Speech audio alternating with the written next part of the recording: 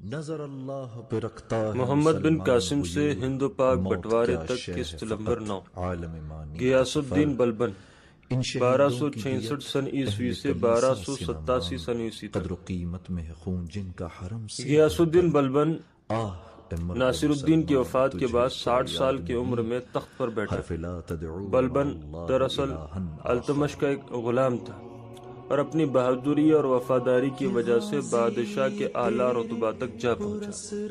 وہ بڑا بارعب بادشاہ تھا اور دشمنوں کے ساتھ سختی سے پیش آتا تھا۔ بلبن کے عہد کی بغاوتیں۔ اس کے عہد میں میواتیوں نے بغاوت کا علم بلند کیا۔ بادشاہ نے اسے بڑی سختی سے فروغ کیا۔ بنگال کے صوبہ دار تغزل خان نے بادشاہ کو بوڑھا سمجھ کر خراج دینا بند کر دیا اور بغاوت کا جھنڈا بلند کیا۔ اس نے 2 دفعہ شاہی فوجوں کو شکست دی۔ آخر بلبن خود فوج لے کر بنگال پر حملہ آور ہوا، جہاں تغرل خان نے شکست کھائی اور قتل ہوا۔ بلبن نے اس کے ساتھیوں کو قتل کروا دیا اور اپنے بیٹے بغرا خان کو گورنر بنگال مقرر کر دیا۔ مغلوں کی روک تھام۔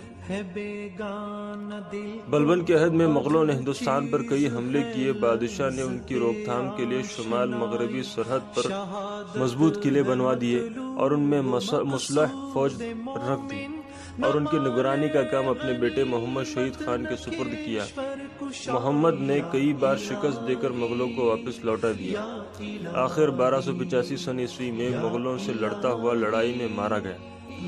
بلبن کو اس کی موت کا اتنا صدمہ ہوا کہ وہ 1286 میں اسی غم میں فوت ہو گئے۔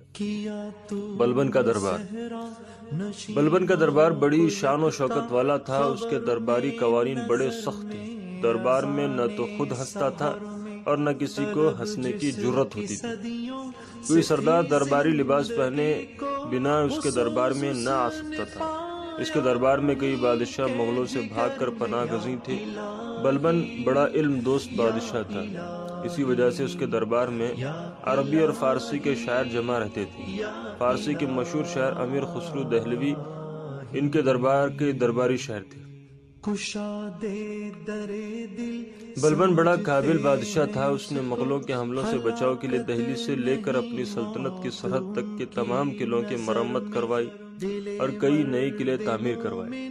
اس نے اپنی فوج کو اس اثر نو ترتیب دی، نکمے افسروں کو نکال کر بہادر وفادار سرداروں کو ملازم رکھا۔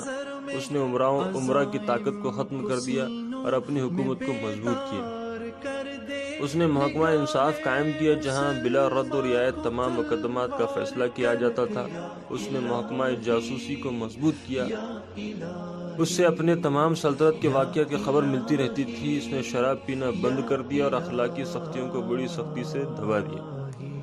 دستور جہاں بانی۔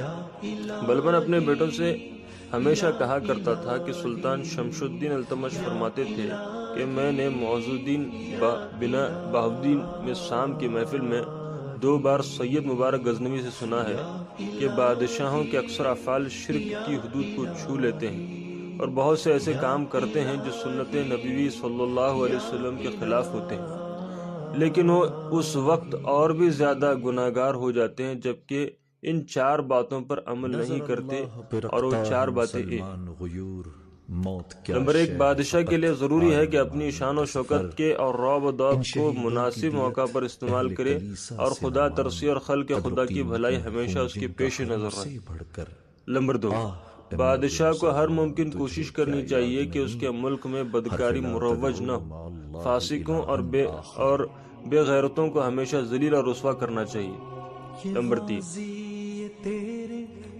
امور سلطنت کو عقلمند اور مہذب لوگوں کے سپرد کرنا چاہیے۔ خلق خدا پر جن کو حاکم مقرر کیا جائے وہ دیندار اور خدا ترس لوگ ہونے چاہیے۔ بد عقیدہ لوگوں کو ملک میں پنپنے نہیں دینا چاہیے، کیونکہ ایسے لوگ رعایا کو غلط راستے پر ڈال دیتے ہیں۔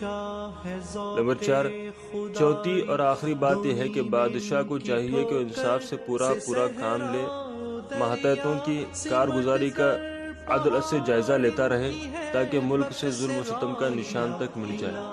بس تم سب جو میرے جگر گوشے ہو یہ بات اچھی طرح سمجھ لو کہ اگر تم میں سے کسی نے کسی لاچار کو ستایا اس کی پوری سزا دوں گا۔ تاریخ فرشتہ جلد اول صفحہ نمبر 194۔ خاندان غلامہ کا خاتمہ۔ بلبن کی موت کے بعد اس کے بیٹے بغرا خان کو تخت پیش کیا گیا، مگر اس نے بادشاہ بننے سے انکار کر دیا، اس لیے اس کا بیٹا کیقباد تخت پر بیٹھا۔ وہ بڑا نالائق اور عیاش تھا، اس کے عہد میں بڑی بدنظمی پھیلی اور بہت سے صوبیدار خود مختار ہو گئے۔ آخر 1290 میں جلال الدین خلجی حاکم پنجاب نے اسے قتل کروا دیا اور خود بادشاہ بن بیٹھا۔ اس طرح خاندان غلامہ کا خاتمہ ہو گیا۔